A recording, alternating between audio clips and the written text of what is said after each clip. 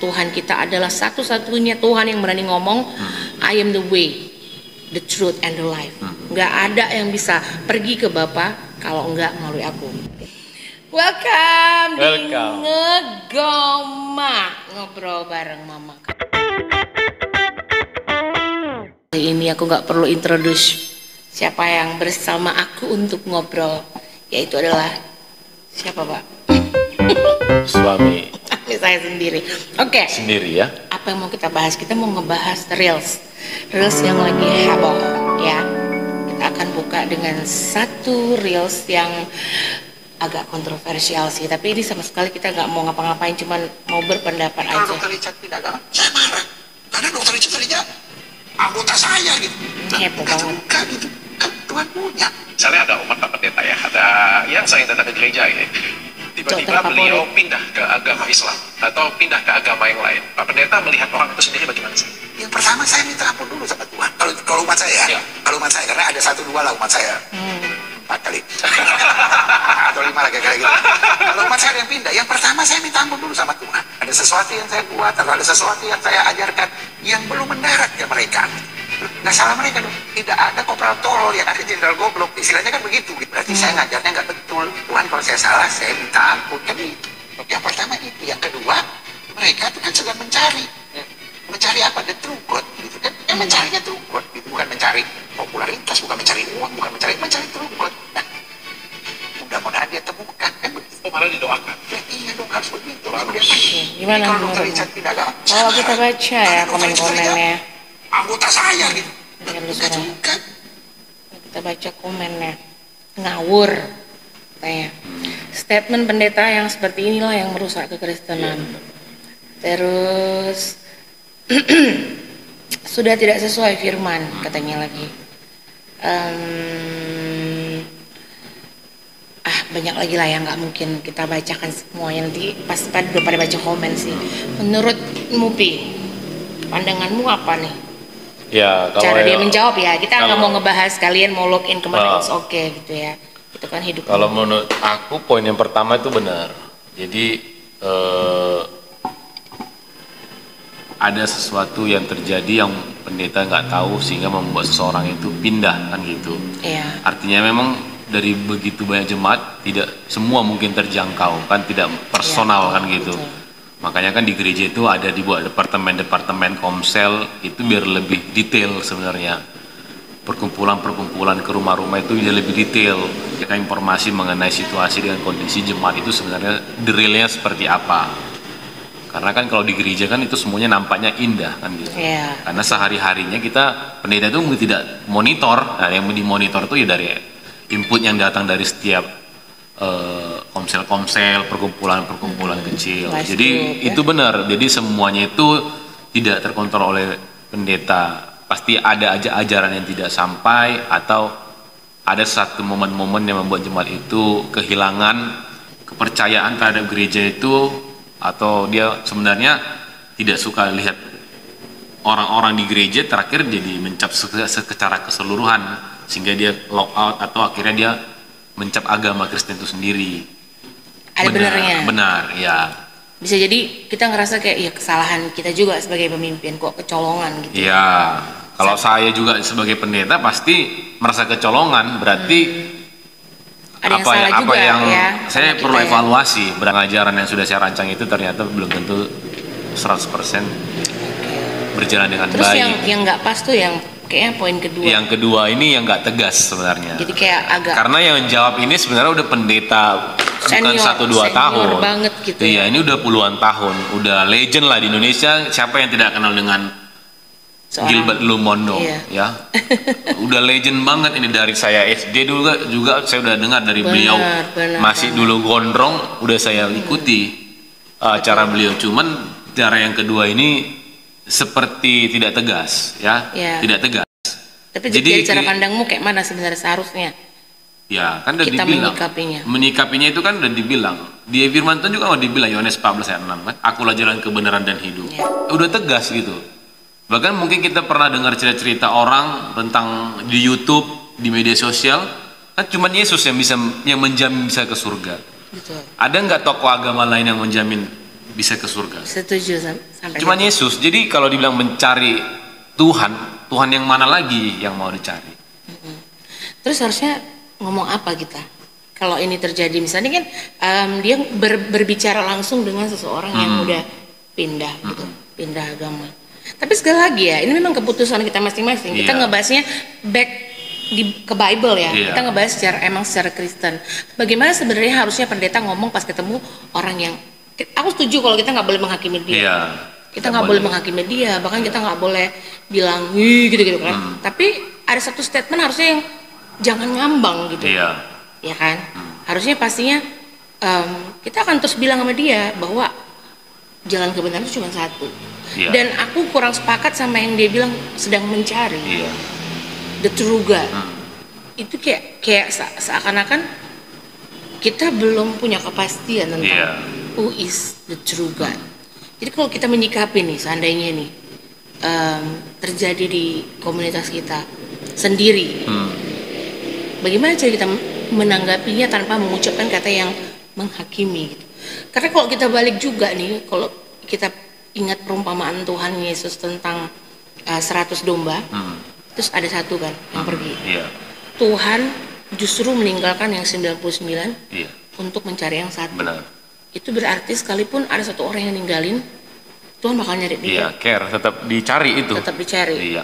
Tapi gimana poinnya kalau itu terjadi ke misalnya komunitas kita ada yang pergi satu, dan jelas-jelas dia memang mau meninggalkan imannya gitu, kepercayaannya ke Tuhan.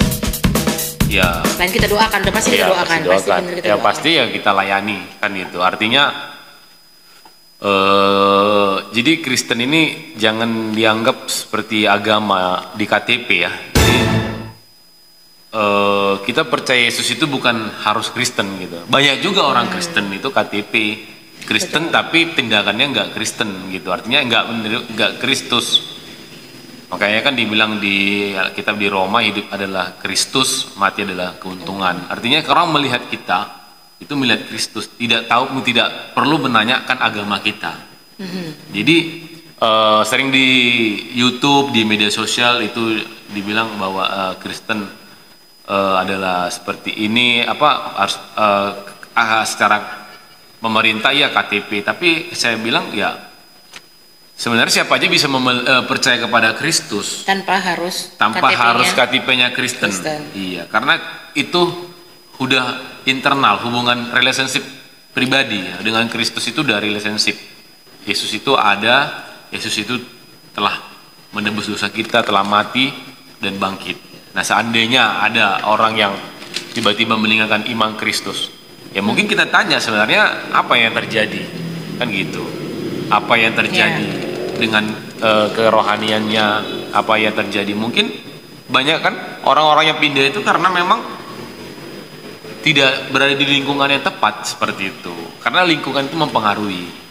Artinya bukan harus lingkungan Kristen, enggak harus, tapi harus lingkungan yang memang menumbuhkan iman. Iya, Tuhanlah. Berarti kalau masih bisa kita yang layani, menjamin kan? kita layani. Tapi kebanyakan kan fenomena yang terjadi kalau dia udah pindah, otomatis dia udah nggak bisa kita layani lagi selain kita doakan. Ya kalau misalnya dulunya dia percaya Kristus pindah ke agama lain, Yang tidak percaya Kristus lagi terus sudah dia berusaha. kita layani kan berarti kan sebenarnya kan dia dulu sudah pernah mendengar tentang Kristus ini kan gitu. Hanya saja kan dia mungkin diproses, tidak siap dengan proses karena menjadi pengikut Kristus itu berproses ya. Berarti Jadi, poin yang mengambang dari Bapak Lumendong ini adalah bahwa dia nggak langsung tegas. iya, Bapak itu tidak tegas. Artinya ya memperbolehkan, artinya ya berarti dia sedang Sepertinya mencari. dia bilang it's okay. Gitu. Iya, it's okay. Dia kan sedang dalam mencari. Artinya kan mencari itu kan masih kata kerja. Sementara Yesus itu kan pasti dia kan. Justru harusnya itu momen bagi dia untuk ngasih tahu. Iya.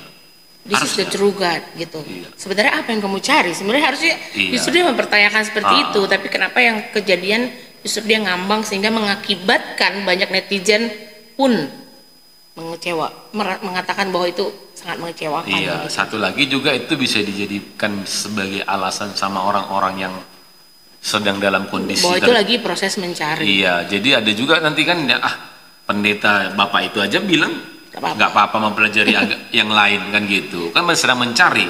katanya kan. Itu udah pendeta kan, makanya saya bilang tadi sekaliber atau sebesar pendeta Pak Gilbert kurang tegas. Iya. Gitu. Tapi ya itu sekali lagi ya pandangan kita ya. Tapi nyambung dari situasi yang sekarang terjadi. Ini kan sekarang memang kayaknya gampang ya untuk pindah agama, gampang untuk cerai. Tapi secara kita dulu deh. Ini karena topiknya hari ini emang tentang Christianity ya hari ini ya. Kenapa sih misalnya kayak zaman sekarang itu kalau kita juga suka lihat FYP di TikTok, itu suka orang mengutarakan kecewa sama gereja. Nah kalau ada orang goyah, dan biasanya yang paling pertama sekali aku pernah nanya adalah, itu biasa mereka jawab bahwa mereka udah kecewa sama orang di gereja. Gitu. Punya nggak sih pandanganmu dari seorang laki-laki, seorang bapak zaman sekarang yang juga punya anak? Kita nggak tahu ya, somehow some way anak kita mungkin sekarang ikut juga di gereja ikut. Tapi kan dia punya airan, dia punya pergaulan yang kita nggak 24 jam nggak bisa jaga ya. Pandanganmu ini gimana ya? Kenapa sih kita sebenarnya jangan sampai iman kita itu hanya bergantung sama sebuah gereja? Itu sebenarnya bahaya kan? Karena gereja itu adalah kayak bengkel, rumah sakit. Di dalamnya itu orang sakit semua. Dan emang Tuhan Yesus datang bukan untuk orang yang sehat. Ya memang untuk orang yang sakit dan nah, gimana pandanganmu buat teman-teman kita? Mungkin kita nggak tahu, ada yang nonton lagi goyah nih. Mungkin di gereja dia dikecewain. Dia tidak banyak zaman sekarang ya, namanya kalau di gereja masih manusia pasti banyak mengecewakan. Gimana pandanganmu? Pasti kau pernah ngalamin kecewa sama gereja ya. Karena kita dari bayi, dari lahir kita udah celek-celek Kristen. Pasti punya pengalaman yang dikecewain sama gereja dan orang-orang yang ada di gereja gitu. Kalau kamu mau ngasih pandangan dan kekuatan gitu buat yang lagi goyah, buat yang lagi goyang. Iya, sebenarnya kalau masalah postingan-postingan di media sosial itu ya sebenarnya dari dulu udah banyak ya, kasus-kasus kekecewaan, sehingga kan banyak kita dengar dulu kan gereja itu terpecah-pecah, aturannya jadi gereja A jadi gereja A ini pemimpinnya jadi berubah, jadi buat masing-masing, ada B ada C. Cuman dulu kan tidak ada media sosial kan, jadi tidak terblow up berita-berita seperti, tapi itu udah ada. Tapi memang ya kekecewaan itu ya ibaratnya gini ya, sebenarnya kita tumbuh itu di dalam gereja itu kita menganggap gak gereja itu seperti keluarga kan gitu. Sama kita seperti keluarga di rumah ini, pasti keluarga ada yang mengecewakan. Cuman kan kita tidak bisa keluar dari dan tidak menganggap kekecewaan itu hal yang besar atau berlarut-larut, karena semua di keluarga ini kan berproses, artinya ya mempunyai karakter yang berbeda-beda. Bayangin ya di keluarga aja cuma 5 udah rumit tuh. Gimana di gereja itu berapa ratusan ribuan, udah pasti bakal ada yang kecewa dan bakal menimbulkan kekecewaan. Aku merasa ya kita harus punya hubungan pribadi dulu dengan Yesus, bahwa Yesuslah yang mau kita cari di gereja itu. Jadi Yesus the center, bukan pendeta. Karena pendetanya aku join, karena musiknya aku join, karena pelayanannya banyak di jalan-jalan aku join, di posting di media sosial, aktif di media sosial, atau cara ibadahnya asik gitu kan. Itu cuman rules aja, rules ya. Jadi sebenarnya yang mau kita cari itu harusnya Yesus. Yesus itu yang paling pribadi. Jadi tetap kita hubungan dengan Yesus yang paling utama. Kalau iman kita bertumbuh di gereja itu berarti itu membawa hal yang baik. Berarti kita harus ya bertumbuh seperti keluarga. Akhirnya kan ada namanya brother in God. Artinya kekeluargaan dalam Tuhan. Kalau kita kan keluarga ini sedarah. Kalau itu kan di dalam Kristus, saudara dalam Kristus. Artinya tidak satu bapak hati ibu, tapi kita di dalam Yesus, artinya saling memperhatikan. Dan kalau kita udah keluarga, udah pasti ada kekecewaan. Tapi kalau kita nganggapnya udah ada kita ke keluarga ini, udah pasti ada yang mengecewakan. Karena suami istri aja bisa mengecewakan. Bapak anak itu yang saudara lagi, kakak adik itu bisa mengecewakan. Tapi kan respon atas kekecewaan itu seperti apa kan? Pasti ada orang tua yang mendamaikan. Sama seperti di gereja ada pendeta yang mendamaikan. Jadi ada solusi. Karena tidak ada gereja yang sempurna. Ya gereja itu bukan gedungnya ya. Gereja itu adalah Ya, Tuhan kita, itu sendiri. Kita sendiri di gereja itu. Tapi bukan nggak penting kita memilih gereja yang benar. Iya. Nggak salah juga kalau awalnya tertarik karena musiknya. Atau awalnya mungkin mau cari jodoh. Nggak apa-apa sih awalnya. Tapi kita harus segera kembali ke track gitu. Iya. Karena kalau kita fokus sama manusia, siapapun manusia itu Pasti mengecewakan. pasti mengecewakan. Karena orang tua sendiri yang ngecewain kan. Iya. Gitu. Jadi apalagi seorang pendeta ataupun mungkin cuman pelayan-pelayan Tuhan yang ada di gereja yang mungkin dia sendiri pun juga struggle dalam hidupnya gitu. Jadi mungkin kita bisa lebih belajar untuk kayak mengalahkan pride sih menurutku. Karena seringnya tuh kalau di gereja itu kita ngerasa sakit hati pasti kalau pride kita yang kena. Aku nggak diiniin ya, iya aku udah capek-capek aku ngerjain ini kok aku nggak diiniin gitu ya. Otomatis kita kayak ngerasa nggak dihargain, nggak ini. Itu bicara pride sih. Mungkin kalau dari aku lebih bisa buat kita tuh kayak bener-bener Kolose 3:23, lakukanlah segala sesuatu karena untuk Tuhan, bukan untuk manusia. Emang murni kita ngerjainnya buat Tuhan gitu. Jadi sakit hati pasti ada ya. Namanya kita semua manusia. Tapi begitu kita kembali ke track, kita harus ini untuk Tuhan. Mau dilihat, mau enggak, mau dihargai atau enggak, oke, gitu sih. Itu kalau pandanganku. Dan ada pernah yang ngomong ke aku statementnya gini. Boleh nggak sih kalau kita berantem jangan pakai embel-embel, percuma pelayanan, percuma ke gereja, percuma live group, percuma yang lain-lain. Kok kita berantem? Menurut itu kau tipe kali yang menurutmu boleh ngomong kayak gitu atau enggak? Kalau aku menurutku kita nggak boleh ngomong kayak gitu. Karena justru kalau kita masih berantem, masih sering jatuh dalam dosa, kita perlu ke gereja. Kita perlu pelayanan. Kita perlu komunitas live group, komsel dan lainnya. Kalau kita nggak ada itu, kurasa kita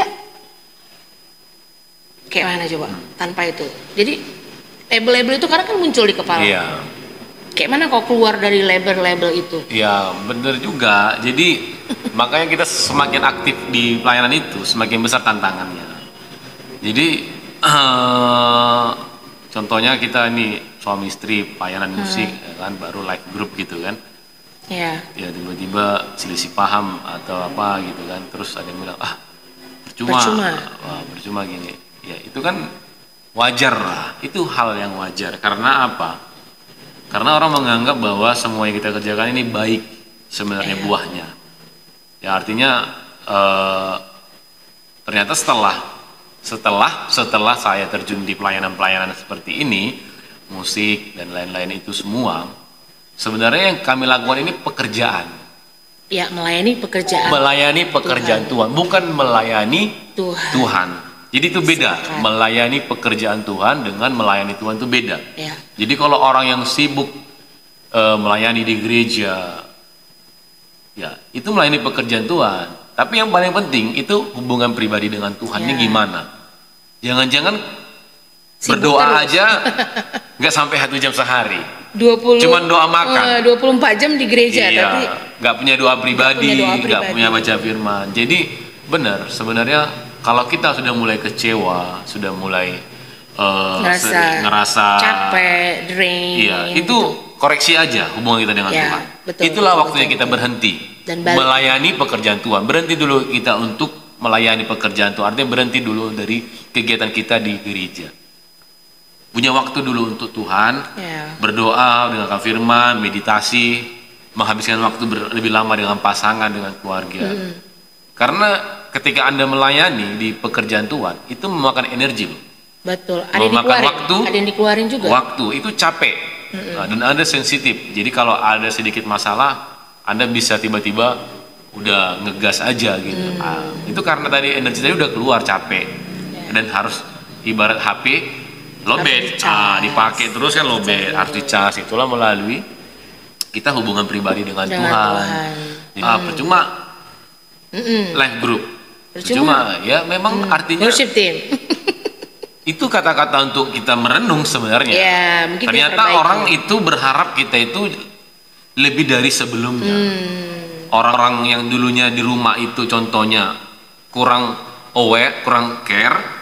Contohnya kita di rumah nggak pernah bersihin rumah, nggak pernah nyuci piring, nggak pernah bersihin tempat tidur, terus setelah kita melayani, setelah kita ikut live group, Kita jadi berubah lebih baik. itu pasti orang-orang di rumah juga pasti mendukung Anda. Ya, betul. Tetapi ketika Anda tidak berubah, tetap seperti yang dulu atau sebelumnya, setelah Anda ikut live group, setelah Atau ikut makin lebih konsel, cuek. ya setelah ikut musik pelayanan, dan tidak ada yang berubah, berarti kan pelayanan Anda itu tidak berdampak, Ya. tidak berbuah, berubah dan berbuah. Banyak orang sekarang justru dia pelayanan, bahkan dia jadi ninggalin rumahnya.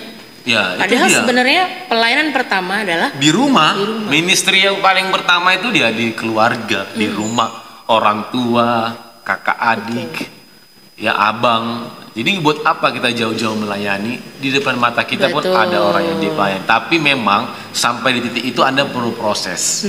Ya tidak, Ada yang langsung. saya juga dulu tertipu dengan konsep pelayanan ini. Melayani itu harus di atas mimbar. Ya Betul. harus kelihatan gitu kan. Kalau di rumah kan nggak ada yang lihat. Kalau di gereja kan ada yang lihat, apalagi musisi kayak saya gitu kan. Ada yang ngelihat, baru nanti diposting di media sosial, ada video-video, ada yang ngetek kan gitu kan. Pelayanan saya itu ada yang ngelihat, ada yang ngasih atensi. Ya. Tapi kalau di rumah tidak ada yang melihat. Tetapi jangan salah, Tuhan pelayanan pertama itu di rumah. Di rumah. Ministry itu di rumah. Makanya Betul. saya sekarang tidak mau terlalu lama-lama melayani. Ya, saya tetap harus prioritasnya di rumah. Betul. Kalau rumah saya baru udah beres, baru saya melayani keluar. sepakat. Jadi itu salah satu kunci yang perlu dibutuhkan. Jadi tadi urutannya harus benar sebenarnya kalau kita Iya. udah mulai mau melayani. Pertama adalah relationship kita dengan Tuhan. Tuhan. Supaya kita nggak capek menghadapi Iya. tingkah manusia. Iya, benar. Kedua, pelayanan pertama yang harus dibereskan adalah di rumah. Di rumah, pelayanan pertama kita ini di rumah.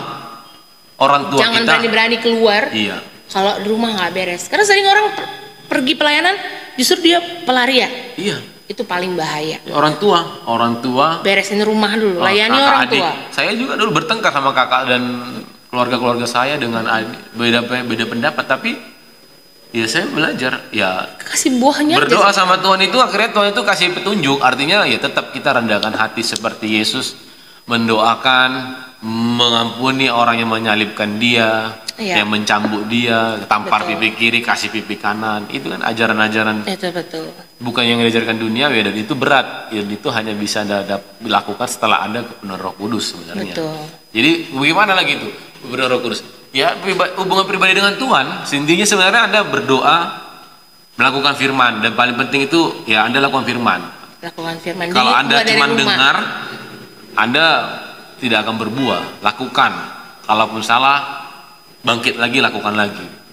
Ya, setuju sih. Jadi ya mungkin yang bisa kami ingatkan dari obrolan hari ini yang agak serius-serius gimana ini adalah zaman sekarang tuh kayak anak-anak, aku juga pengen nge-reminder buat kita semua anak-anak Tuhan. Jangan menghakimi gitu. Sekarang tuh kalau ada satu orang artis ini ya yang lagi pindah agama, lagi Viral. heboh ya, setiap dia live ada yang komen Yudas gitu kan. Yudas. Guys, jangan-jangan kita sendiri Yudas Iya. gitu. Jadi nggak perlu menghakimi, sama Iya. sekali nggak perlu. Karena itu keputusannya. Aku kemarin tuh baca ya waktu masa-masa Tuhan Yesus mau disalibkan, waktu dia menuju mau naik ke surga, itu jangan salah loh. Waktu dia ngasih tugas ke murid-muridnya, beberapa murid-muridnya, itu di Yohanes 6 ayat 65 sampai 66, itu dia ngulangin lagi bahwa sebab itu telah kukatakan kepadamu, tidak ada seorang pun dapat datang kepadaku kalau Bapa tidak mengaruniakannya kepadanya. Mulai dari waktu itu banyak murid-muridnya mengundurkan diri dan tidak lagi mengikut dia. Jadi itu kan pilihan mereka untuk mengundurkan diri dan mengikut dia. Jadi bahkan Tuhan Yesus juga ngalamin ditinggalin. Iya. Jadi kalau sekarang kita ada ngelihat orang ninggalin kita, bahkan ninggalin imannya, kita nggak perlu cepet-cepet ngakimin dia, apalagi ngata-ngatain dia. Sebisanya kita doain. Iya. Tetap kita doakan. Doain. Kalau bisa kita layani. Layani, kita nggak boleh benci, tapi sekali lagi jangan gantung juga. Iya. Kita harus jelas bilang bahwa ya nggak ada jalan lain yang kita tahu. True God is Jesus gitu. Penyelamat dan jalan ke surga itu emang Yesus. Tapi kalau dia memilih yang lain, itu ya nggak apa gitu. Itu udah memang Tuhan aja pun ditinggal, itu pilihan dia, hidup dia. Tapi aku cuma bisa reminder jangan tinggalin Tuhan karena hanya masalah-masalah pride, hanya masalah-masalah nggak nyaman, apalagi karena harta, apalagi karena Jabatan. jodoh, Ya, zaman sekarang banyak bilang jodohku nggak ada lagi kalau nggak dia gitu dan lain-lain. Itu aja yang bisa aku ingatkan buat kalian yang masih mau mengikut Tuhan, bahwa dunia ini sementara sih. Kalau kita cuma cari itu nggak akan pernah dipuaskan sebenarnya. Manusia adalah seseorang yang paling sulit untuk dipuaskan. Jadi kata-kata penutup Bang Rio hari ini di ngegoma. Kata penutup hari ini kita mau tutup ngegoma dengan indah, semoga memberkati kata-kata hari ini. Ya, kata-kata hari ini dari Alkitab lah ya. Boleh. Dari kita apa tuh? Hidup adalah apa tuh? Yang Kristus mana? Ya. Lagi masih hidup adalah seperti Kristus lah. Ya, betul. Tidak neko-neko apa yang diperbuat Kristus, udah itu aja contohnya, teladannya. Jadi jangan dikurangi, jangan dilebih-lebihin. Betul. Oke. Baiklah, demikian ngegoma kita hari ini. Coba bilang dulu, Pi. Ngegoma. Ngobrol bareng Mama. Episode 3. Terima kasih. God bless you all.